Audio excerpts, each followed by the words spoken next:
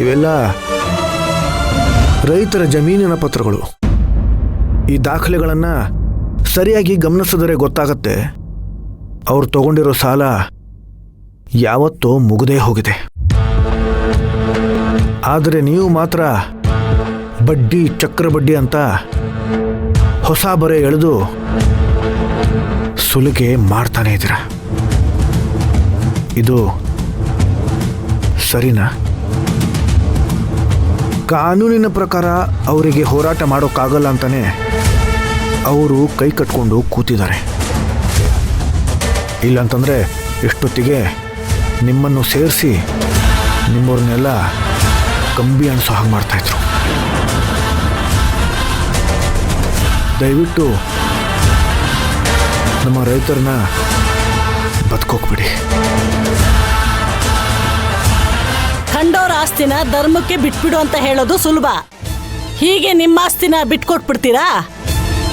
ಊರ್ ನಾಯಕರಾಗೋದಕ್ಕಿಂತ ಮುಂಚೆ ನಮ್ಮ ಸಂಬಂಧಿಕರು.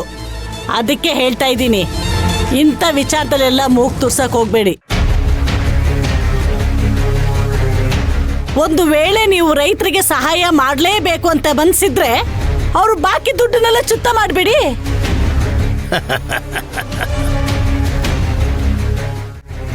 ಇದು ನಿಮ್ಗೆ ಒಪ್ಪಿಗೆ ಆದ್ರೆ ನಮ್ದೇನು ಅಭ್ಯಂತರ ಇಲ್ಲ. ಏನ್ ಮಾವ?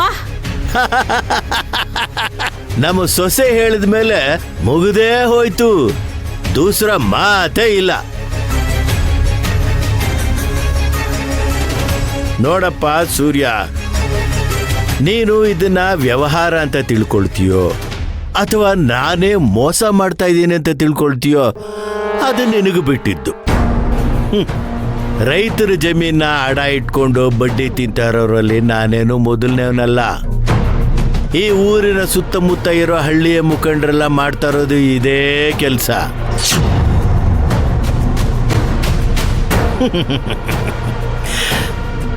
ಸೂರ್ಯ, ನೀನೊಂದು ಕೆಲಸ ಮಾಡು. ಆ ಮುಖಂಡ್ರನ್ನೆಲ್ಲ ಒಂದು ಮೀಟಿಂಗಿಗೆ ಕರೆಸಿ, ಏನಯ್ಯ ನೀವು ಮಾಡ್ತಾ ಇರೋದು ಸರಿ ಇದೆಯಾ ಅಂತ ತಟ್ಟಿ ಕೇಳು. ಅವರು ಏನೇ ತೀರ್ಮಾನ ತಗೊಂಡ್ರು ನಾನು ಅದಕ್ಕೆ ಬದ್ಧ. ಏನಂತೀರ ನಾಯಕರೇ?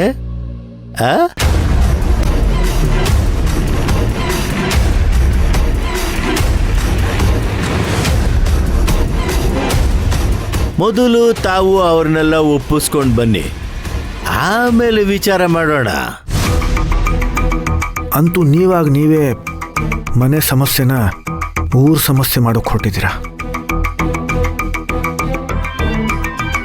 ಆಗ್ಬೋದು. ನಾನು ಊರು ಮುಖಂಡರನ್ನು ಸೇರಿಸಿ ಅವರ ಅಭಿಪ್ರಾಯನ ತಿಳ್ಕೊಂಡು ಆಮೇಲೆ ಬರ್ತೀನಿ.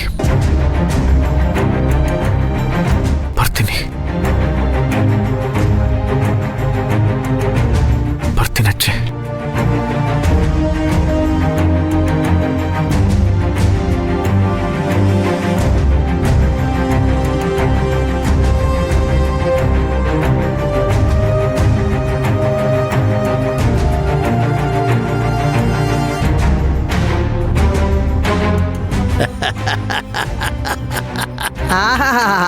ಇಬ್ರು ಸರಿಯಾಗಿದ್ದೀರಾ. ಮನೆಗ್ ಬಂದವ್ರಿಗೆ ಅವಮಾನ ಮಾಡೋದಕ್ಕೂ ಇತಿಮಿತಿ ಅಂತಿರ್ಬೇಕು. ಬಂದವ್ರಿಗೆ ಕೂತ್ಕೊ ಅಂತಾನು ಹೇಳಲಾರ್ದೆ ಸೂರ್ಯನ ಕೊಡ್ತಿದ್ದ ಮಜ್ಜಿಗೆನೂ ಈಸ್ಕೊಂಡು ಕುಡಿದ್ರಲ್ಲ, ಇದು ಹಿರಿಯರು ಮಾಡೋ ಕೆಲ್ಸನಾ? ನಾಚಿಕೆ ಆಗಲ್ಲ? ನಿನಗೆ ಇಷ್ಟು ಕೋಪ ಬರ್ತಿರ್ಬೇಕಾದ್ರೆ ಇನ್ನು ಅವನಿಗೆ ಎಷ್ಟು ಕೋಪ ಬರ್ತಿರ್ಬೇಕು? ನಾನು ಇದಕ್ಕಿಂತ 10ರಷ್ಟು ಅವಮಾನ ಅನುಭವಿಸಿದ್ದೀನಿ. ಸುಮ್ಮನೆ ನೀನು ಇಷ್ಟ ಬಂದಿದ್ದೆಲ್ಲ ಮಾತಾಡಬೇಡ. ಆ ರೈತರ ಜಮೀನ ಈ ಸೂರ್ಯ ಅದು ಹೇಗೆ ನನ್ನಿಂದ ಕಿತ್ಕೋತಾನೆ ಅನ್ನೋದನ್ನ ನಾನು ನೋಡ್ತೀನಿ. ಈ ಜನ್ಮದಲ್ಲಿ ನೀವಿಬ್ರು ಬದ್ಲಾಗಲ್ಲ, ಉದ್ಧಾರನೂ ಆಗಲ್ಲ.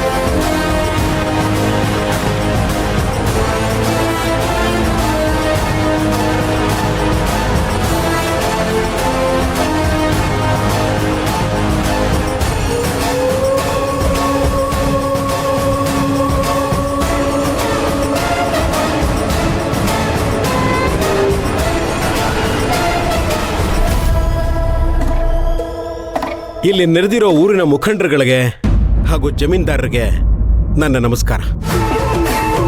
ನಿಮ್ಮನ್ನೆಲ್ಲ ಇಲ್ಲಿ ಕರೆಸಿರೋ ಉದ್ದೇಶನ ಈಗಾಗಲೇ ಮಾದೇವಪ್ಪನವರು ನಿಮ್ಗೆ ಹೇಳಿದ್ದಾರೆ. ಆದರೂ ಮತ್ತೊಂದು ಸರ್ತಿ ನಿಮ್ಮೆಲ್ಲರಿಗೂ ವಿಷಯ ತಿಳಿಸ್ಬೇಕಾಗಿರೋದು ನನ್ನ ಕರ್ತವ್ಯ. ನಿಜ ಹೇಳಬೇಕು ಅಂದರೆ ರೈತರು ನಮ್ಮ ನಿಜವಾದ ಅನ್ನದಾತರು. ಹತ್ತೂರು ಮುಖಂಡರುಗಳು ಇಲ್ಲಿ ನೆರೆದಿದ್ದೀರಿ. ಎಷ್ಟೋ ಜನ ರೈತರು ತಮ್ಮ ಜಮೀನಿನ ಪತ್ರಗಳನ್ನ ತಮ್ಮಲ್ಲಿ ಅಡ ಇಟ್ಟು ಸಾಲ ಪಡೆದಿದ್ದಾರೆ. ಇನ್ನೂ ಎಷ್ಟೋ ಜನ ರೈತರು ಜೀತ ಮಾಡಿಕೊಂಡೇ ಬದುಕ್ತಿದ್ದಾರೆ. ರೈತರ ಕಷ್ಟ ಬೇರೆ ಅಲ್ಲ, ನಮ್ಮ ಕಷ್ಟ ಬೇರೆ ಅಲ್ಲ.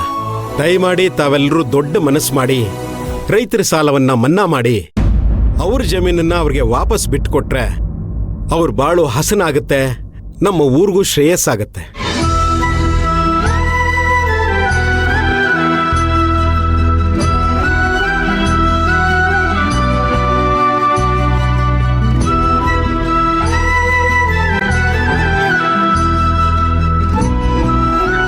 ಎಷ್ಟೋ ಜನ ರೈತರು ಸಾಲದ ಹೊರೆಯಿಂದ ಹೊರಗೆ ಬರೋಕ್ಕಾಗದೆ, ಜೀವನ ಮಾಡೋಕ್ಕಾಗದೆ ತಮ್ಮ ಜೀವನ ಕಳ್ಕೊಳ್ಳೋಕೆ ಮುಂದಾಗಿದ್ದಾರೆ.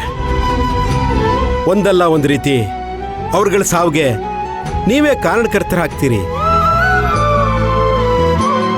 ಮಾನವೀಯತೆ ದೃಷ್ಟಿಯಿಂದ ಯೋಚನೆ ಮಾಡಿ ಹೇಳೋದಾದ್ರೆ ಒಬ್ಬರ ಕಷ್ಟಕ್ಕಾಗದೇ ಇರೋರು ಮನುಷ್ಯರೇ ಅಲ್ಲ. ಇನ್ನು ಉಳಿದ ವಿಚಾರವನ್ನ ನಿಮ್ಮೆಲ್ಲರನ್ನ ಉದ್ದೇಶಿಸಿ ನಮ್ಮ ಚೇರ್ಮನ್ರು ಮಾತಾಡ್ತಾರೆ.